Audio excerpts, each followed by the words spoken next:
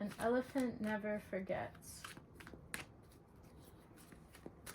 Its memory is exquisite.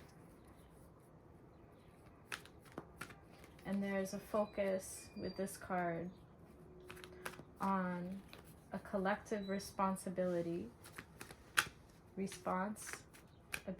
ability to respond with honor and empathy and cooperation.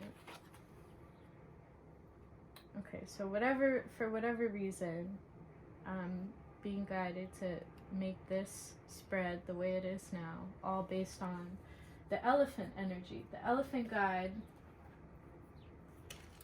is really potent today. This feels like a collective reading on a day that something's going on with the Libra moon and Chiron, and so Mercury retrograde is very dense today. It creates a lot of miscommunication and impatience. So I think the patience and the steadiness and the cooperation and empathy of the elephant is very important today. And the elephant affirmation is, I see the world through an open heart. My thoughts, words, and actions open the hearts of others. Yeah, how can we uplift ourselves by uplifting others? Because these things should go hand in hand.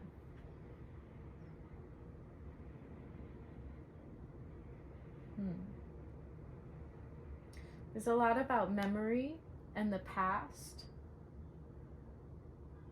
and how we can use our past to shift forward into this present moment and also take action, because unfold in reverse is do not sit back and let things unfold at this time. Take action. Sacred geometry is about seeing the interconnectedness and perfection in all things in life. And so your grief and your trauma and what you've gone through in your past, as challenging as it might be to remember it and recall it at this time of retrograde, it's actually going to support you in taking action to best support your future, because there are lessons in everything that we need to look back on and we need to remember for our highest, greatest good, so that we can move past this state that the world is in right now. The number 5 are, 5 fingers on our hands. It's a very human flower of life number. And so for the 5 of Wands to come up in reverse,